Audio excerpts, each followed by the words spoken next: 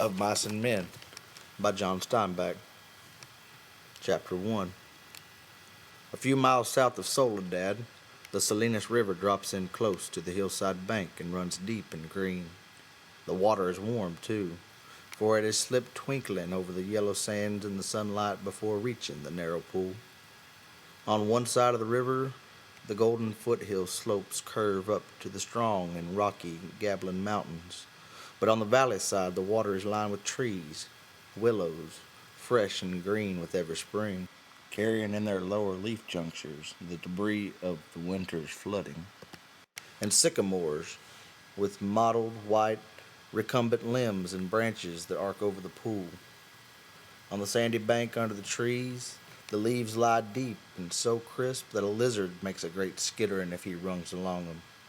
Rabbits come out of the brush to sit on the sand in the evening, and the damp flats are covered with the night tracks of coons and with the spread pads of dogs from the ranches and with the split wedge tracks of deer that come to drink in the dark.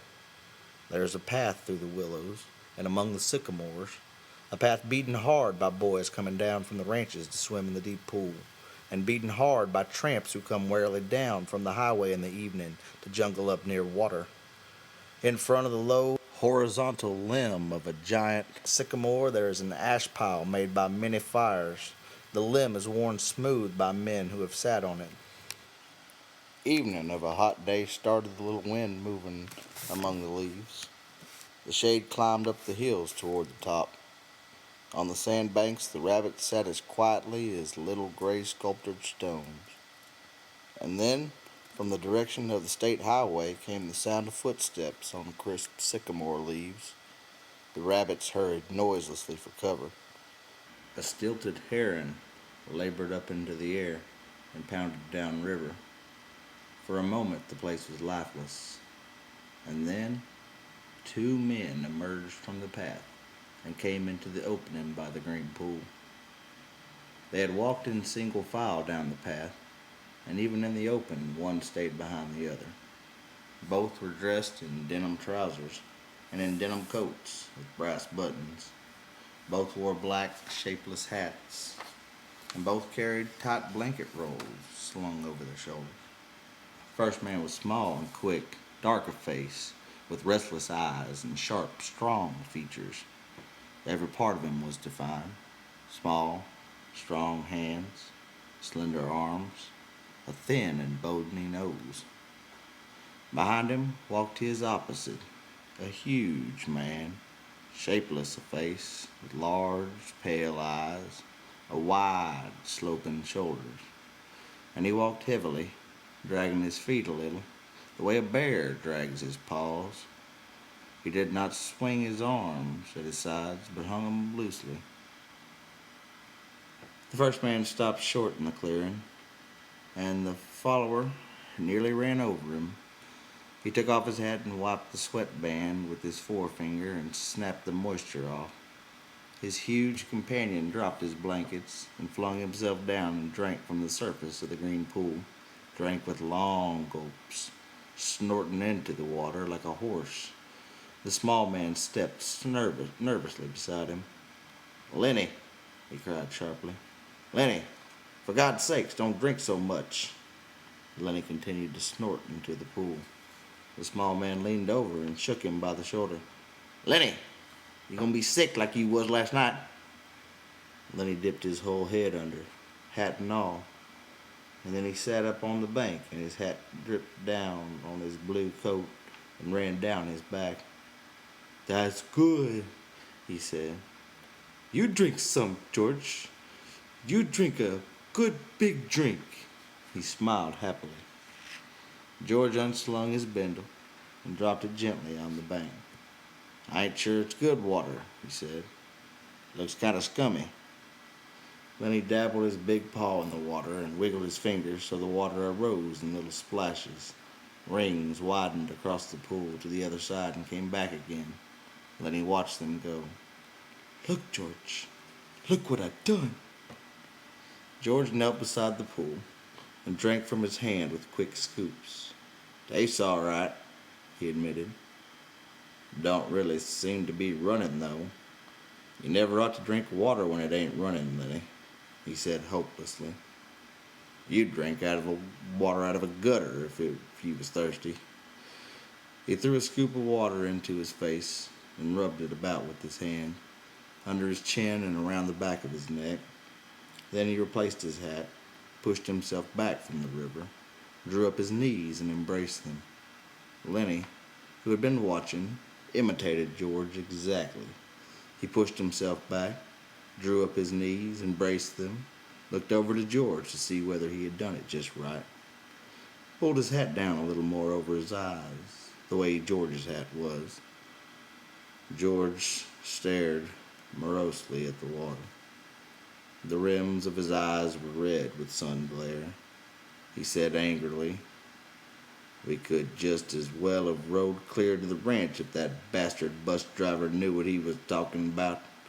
Just a little stretch down the highway, he says. Just a little stretch. Goddamn near 4 miles, that's what it was. Didn't want to stop at the ranch gate, that's what. Too goddamn lazy to pull up.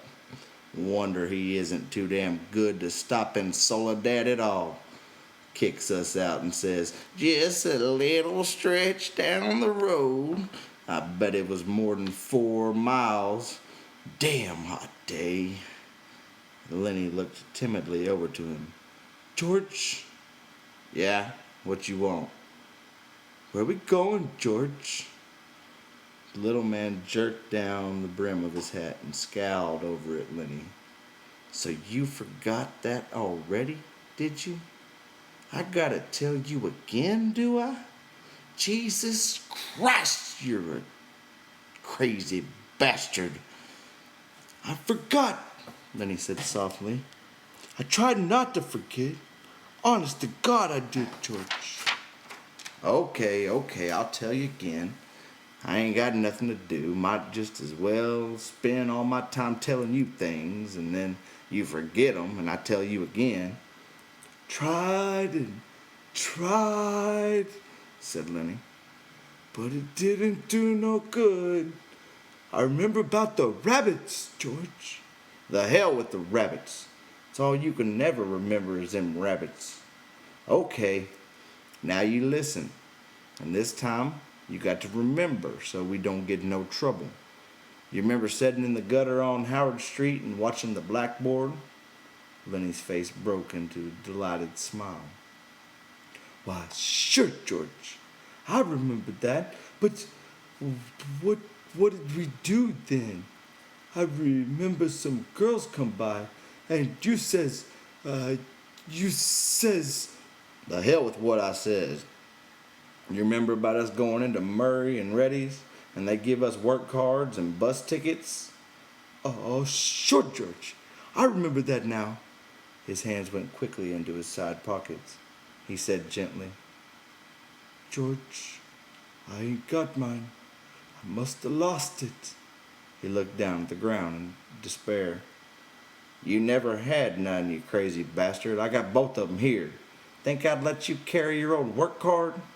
Lenny grinned with relief. I thought I put it in my side pocket." His hand went into the pocket again. George looked sharply at him. "What did you take out of that pocket?" "Ain't a thing in my pocket," Lenny said cleverly. "I know there ain't. You got it in your hand. What you got in your hand, hiding it?" "I ain't got nothing, George. Honest." "Come on, give it here." Lenny held his closed hand away from George's direction. "It's only a mouse, George." "A mouse? A live mouse?" Just a dead mouse, George. I didn't kill it. Honest. I found it. I found it dead." "Give it here," said George. "Oh, let me have it, George." "Give it here." Lenny's closed hand slowly obeyed. George took the mouse and threw it across the pool to the other side, among the brush. "What do you want of a dead mouse, anyways?" "I could pet it with my thumb while we walked along," said Lenny. "Well, You ain't petting no mice while you walk with me. You remember where we're going now?" Lenny looked startled, and then in embarrassment hid his face against his knees. "I forgot again." "Jesus Christ," George said resignedly. "Well, look, we're going to work up on the ranch, like the one we come from up north." "Up north?"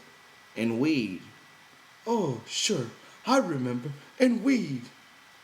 "That ranch we're going to is right up there, down about a quarter mile. We're going to go and see the boss. Now, I'll give him the work tickets, but you ain't going to say a word. You just stand there and don't say nothing. If he finds out what a crazy bastard you are, we won't get no job. But if he sees you work before he hears you talk, we're set. You got that?" "Sure, George. Sure. I got it." "Okay. Now, when we go in to see the boss, what you gonna do?" Ah, ah, Then he thought. His gray face grew tight with thought. ah, I ain't gonna say nothing.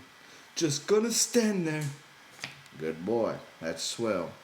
You say that over 2, 3 times so you sure you won't forget it." Lenny droned to himself softly. I ain't gonna say nothing. I ain't gonna say nothing.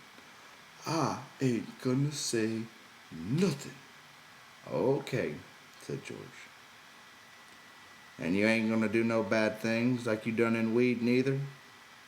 Lenny looked puzzled. Like I done in weed? "Oh, so you forgot that too, did you? Well, I ain't gonna remind you. Fear you'd do it again." A light of understanding broke on Lenny's face. They run us out of weed, he exploded triumphantly. "Run us out? Hell," said George disgustedly. "We run. They was looking for us, but they didn't catch us." Lenny giggled happily. I didn't forget that. You bet. George lay back on the sand and crossed his hands under his head, and Lenny imitated him, raising his head to see whether he was doing it right. "God, you're a lot of trouble," said George. "I could get along so easy and so nice if I didn't have you on my tail. I could live so easy and maybe even have a girl."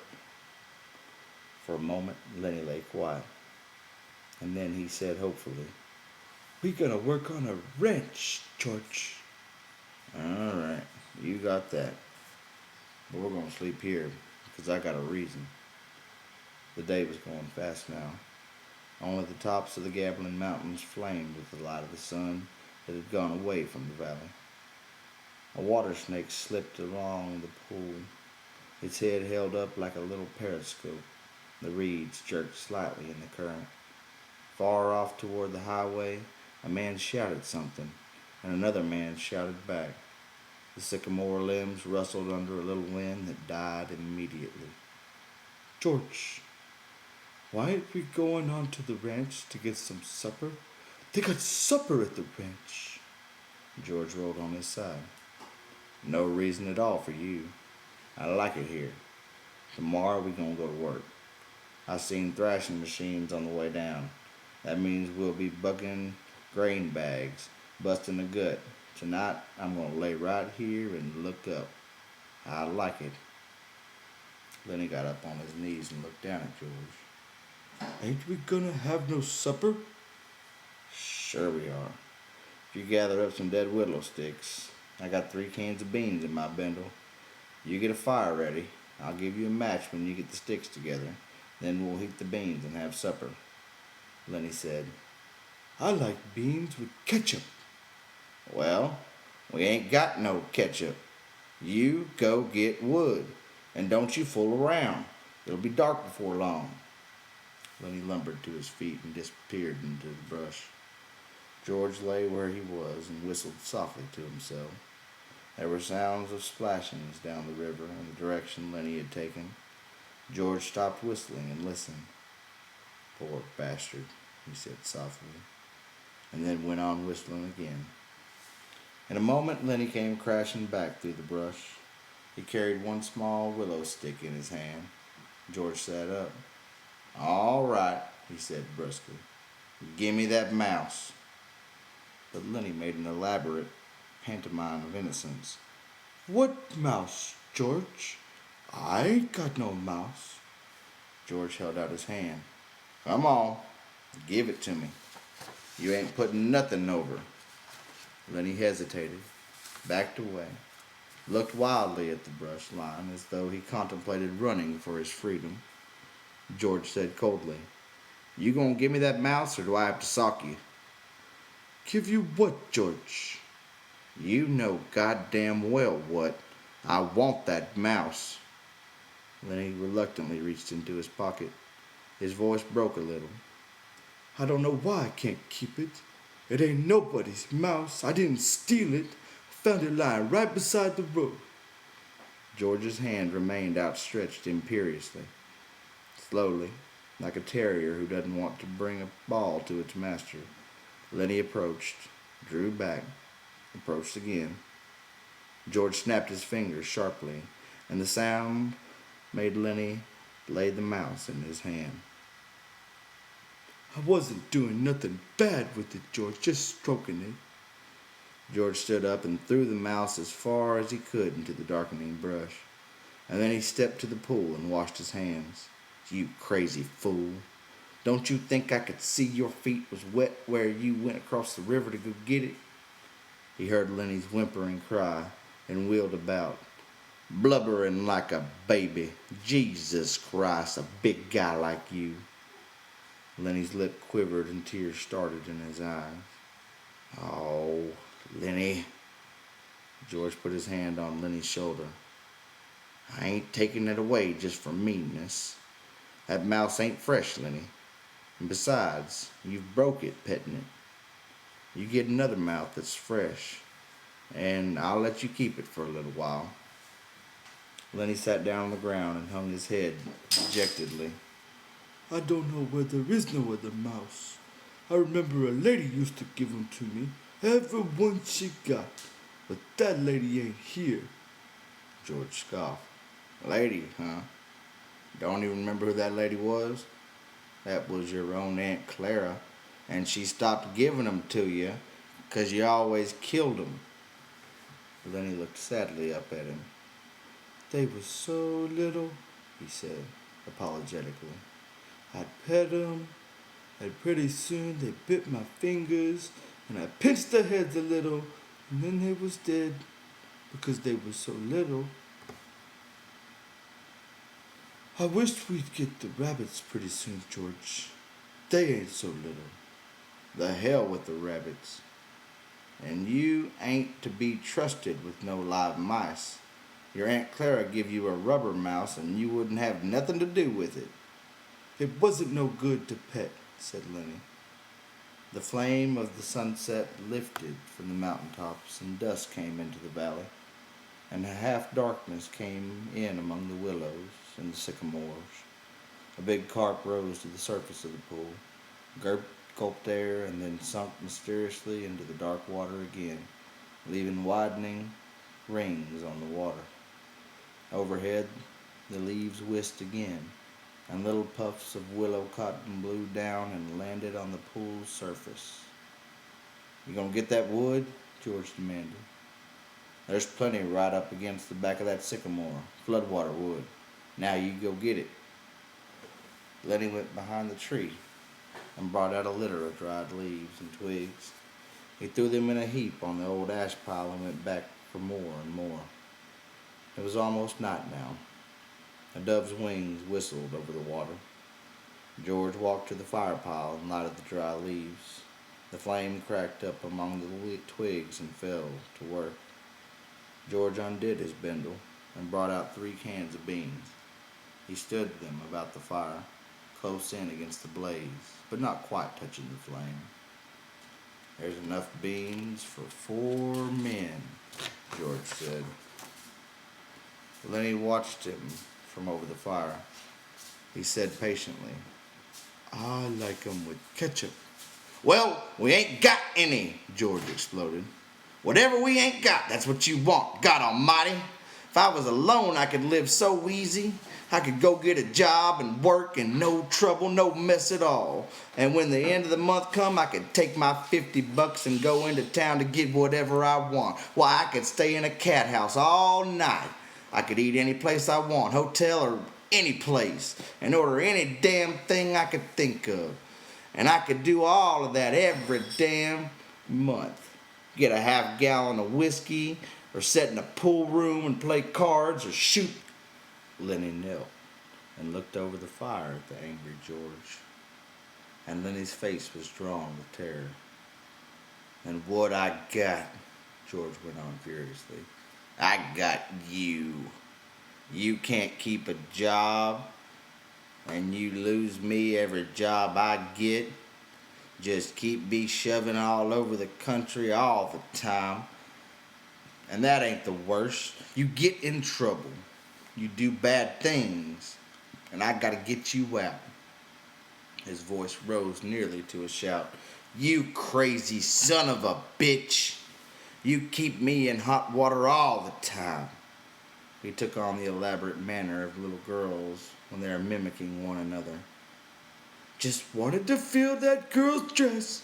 Just wanted to pet it like it was a mouse. Well, how the hell did she know you just wanted to feel her dress? She jerks back and you hold on like it was a mouse. She yells and we gotta hide in irrigation ditch all day with guys looking for us. And we gotta sneak out in the dark and we get out of the country.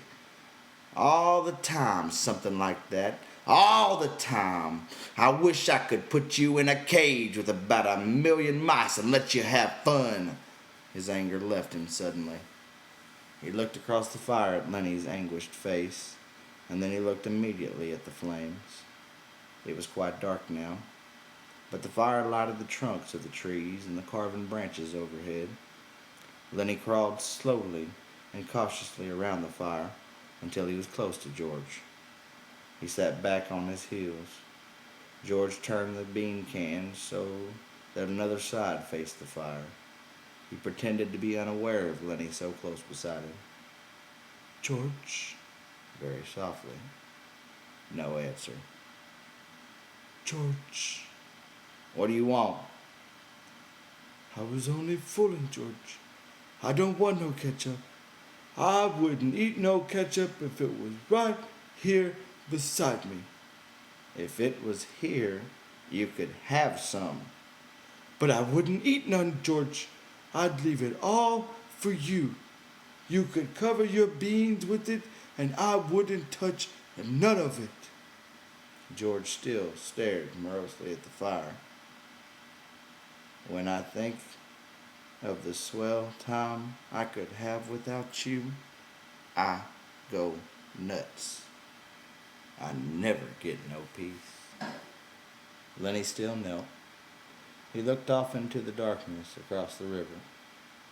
George, do you want I should go away and leave you alone?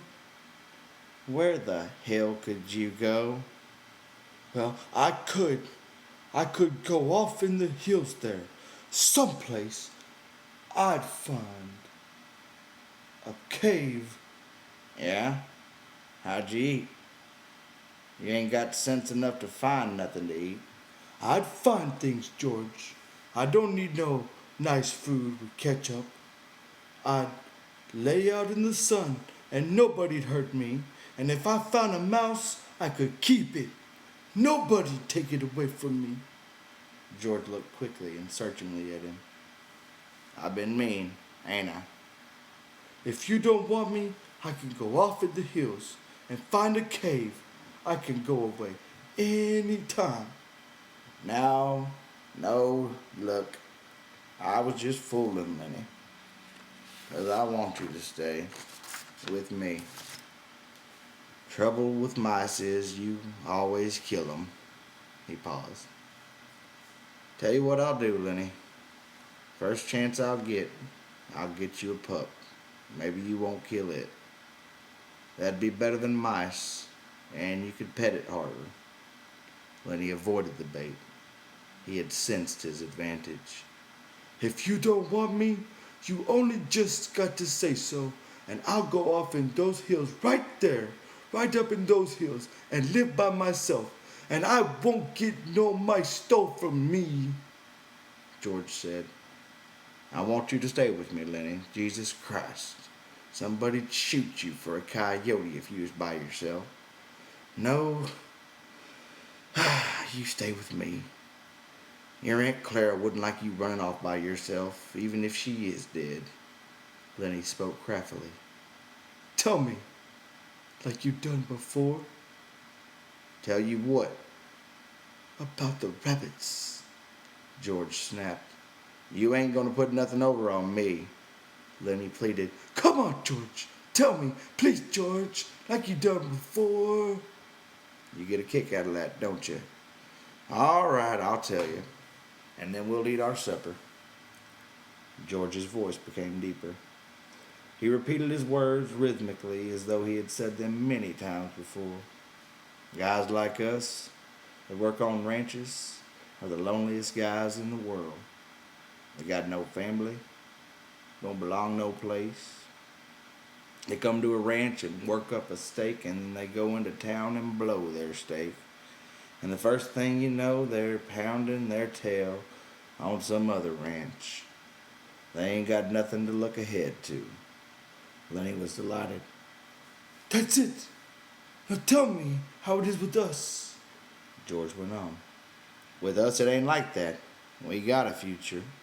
We got somebody to talk to that gives a damn about us. We don't have to sit in no bar room blowing in our jack just because we got no place else to go. If them other guys gets in jail, they can rot for all anybody gives a damn, but not us. Then he broke in. But not us! And why? Because I got you to look after me, and you got me to look after you. And that's why. He laughed delightedly. Come on now, George. You got it by heart. You can do it yourself. No, you! I forget some of the things. Tell about how it's gonna be. Okay.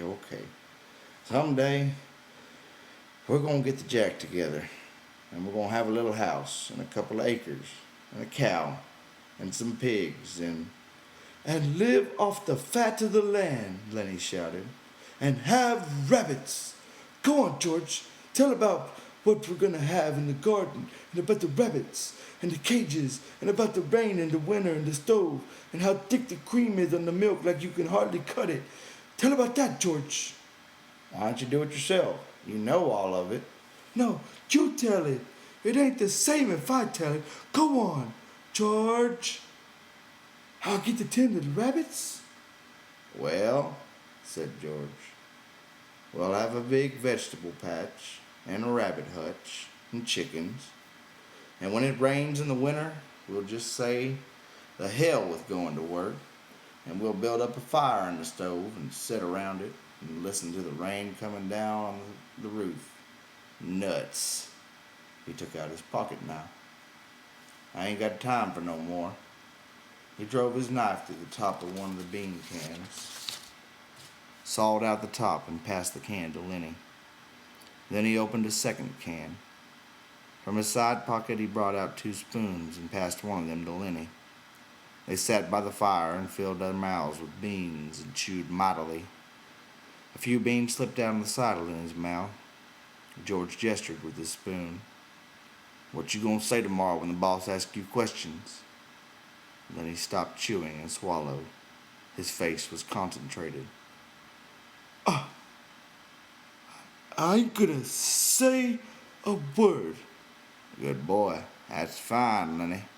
Maybe you are getting better. When we get the couple acres, I can let you tend them rabbits all right. Especially if you remember as good as that. Lenny choked with pride. I can remember, he said. George motioned with his spoon again. Look, Lenny, I want you to look around here. You can remember this place, can't you? The ranch is about a quarter mile up that way. Just follow the river. Sure, said Lenny. I can remember this. Didn't I remember about not gonna say a word? Of course you did. Well, look, Lenny, If you just happen to get in trouble like you always done before, I want you to come right here and hide in the brush. Hide in the brush, Lenny said slowly. hide in the brush till I come for you. Can you remember that? Sure can, George. Hide in the brush till you come. But you ain't gonna get in no trouble, because if you do, I won't let you tend the rabbits. He threw his empty bean can off into the brush. I won't get in no trouble, George. I ain't gonna say a word. Okay. Bring your bundle over here by the fire. It's gonna be nice sleeping here, looking up at the leaves. Don't build up no more fire. We'll let her die down. They made their beds on the sand, and as the blaze dropped from the fire, the sphere of light grew smaller. The curling branches disappeared, and only a faint glimmer showed where the tree trunks were. From the darkness, Lenny called. George, you asleep? No. What do you want? Let's have different color rabbits, George. Sure we will, George said sleepily. Red and blue and green rabbits, Lenny. Millions of them. Furry ones, George, like I seen in the fair in Sacramento. Sure, furry ones. 'Cause I can just as well go away, George, and live in a cave. You can just as well go to hell, said George. Shut up now. The red light dimmed on the cold. Up the hill from a river, a coyote yammered, and a dog answered from the other side of the stream. The sycamore leaves whispered in a little night breeze.